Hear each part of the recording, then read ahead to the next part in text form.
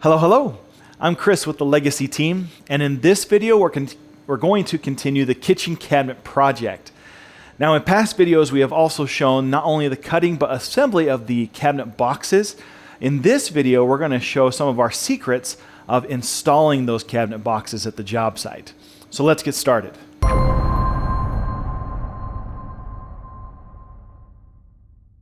All right, Mike, so let me ask you a couple questions.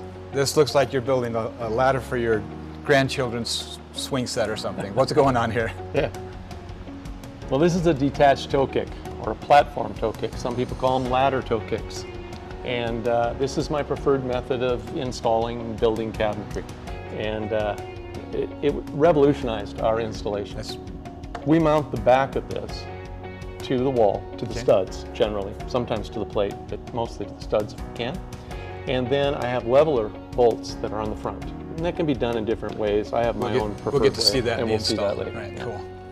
And then, do you mount the cabinets directly on here or to the wall, or? Well, generally, not only are our floors off, but our walls are off terribly a lot of times. Of course. So I like to, where possible, and this is most of the time, we have to float our cabinets in front of the wall a little bit. They may touch a belly in the wall that's coming out a little bit in places, but generally those cabinets are floating away from the wall. And so we're attaching them to the toe kick platform. And that's the reason why we use this material. Well, I was noticing this is pretty hefty and large. I was out at your place once before, and I thought you had built it out of like 3/4 plywood or MDF or something. Is that not the case? I've gone through every material that I could find because I was satisfied that a toe kick platform was the way to build. When I discovered LVL, it just revolutionized, again, the way they work. All right, so I noticed that you've built this up, but you're missing a leg. What's up with that? Yeah. Well, we talked about how there's so many things in construction that we can't really rely on. We may get to a job and find out that our dimensions weren't quite right.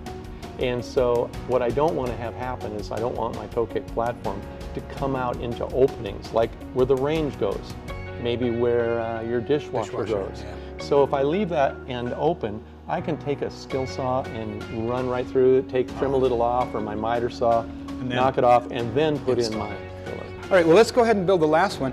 Now, the next one I understand is for an island, is that right? Well, it's for a peninsula, Or peninsula. and we don't really need to leave an open end on this because we have plenty of room around it, so even if we were off an 1/8 inch or something, we would be fine. So what's the height here? These are 3.5 inches because I'm going to have those leveler feet underneath them, and that could vary depending upon floor thickness. Oh. So if someone's putting in tile, if someone's putting in maybe solid wood floors. You have a little bit of material that I might change that differently. Yeah. So. All right, so let's go ahead and show the symbol. I noticed that you've got these all marked, and you actually numbered them so that we knew each set that went together. Yeah, where they go. Okay, so that makes it easy to organize this. Our next point, I guess, is to glue these up. And I like to put a little glue on them, just glue them up a little bit, just make sure that we've got something we can trust. Okay, and then how do we clamp these together or set them up? Yeah, lay them down? Yep, let's lay them down, get them into place here. So Okay, I always keep some shims around. Okay. This table is not very flat, so. All right, let's attach these because they're perfect. And then we can do the ends because I'll lift that up. Yeah, we can move it. So there's some adjustments. If you don't have a good flat table, it's really important to have good work surfaces when you're putting together something like this. We always want the top to be really nice and flat. Yeah, the bottom's going to float. There's going to be a gap, and you're right. going to adjust it. Doesn't really So matter. this is the critical. Just make sure that's flat.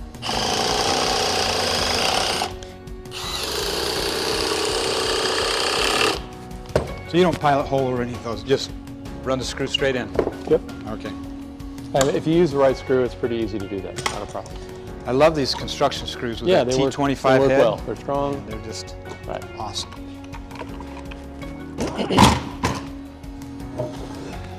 Tracy, this may be a time to mention also, I didn't mention before, there's only 2 dimensions in the toe kick platforms that I built. That's it. I don't want to have anything any more confusing than that. So we have length. Length is critical. Right. That's what really determines everything. This depth of the partitions is somewhat critical, you would say, not so much, because we're set back from the front of the cabinets by 3 inches. And almost all the cabinets are that same depth. So I'm only cutting 2 dimensions. I can cut and get all this material prepped for a whole kitchen in probably 3 hours in my day. Okay. Cut everything this length, and this length, and you're good. And you're good. I guess different cabinets would have different. You have different length of the front and back, right? That's why you numbered them, obviously, That's to right. identify. So they them. go with different banks of cabinets, different walls.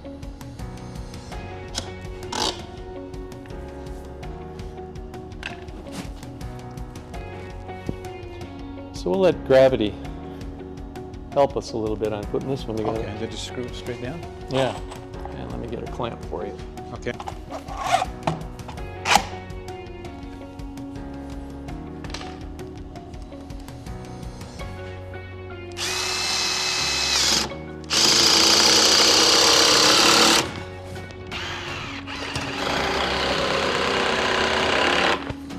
Let's take it one more step. Okay. So we talked about levelers. I happen to have a couple here just so we can show. I don't always put them on until I get to the job, but we certainly can. And it's this simple. So I use the hammer and insert, whatever it's called. These are 3/8 inch T-nuts? carriage bolt. Yeah, the T-nuts, 3/8 inch carriage bolt, and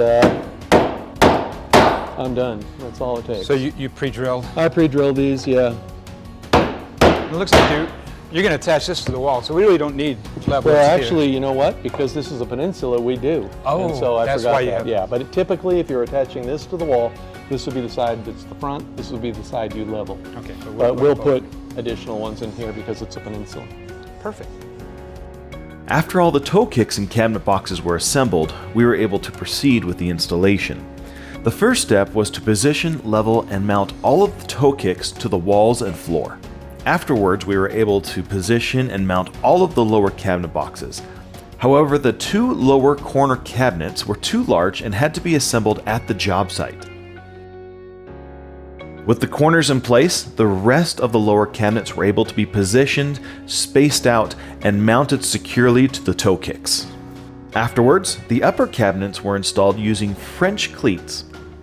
Now with the upper and lower boxes installed, in the next video we will cover how the drawer boxes and doors are produced and assembled.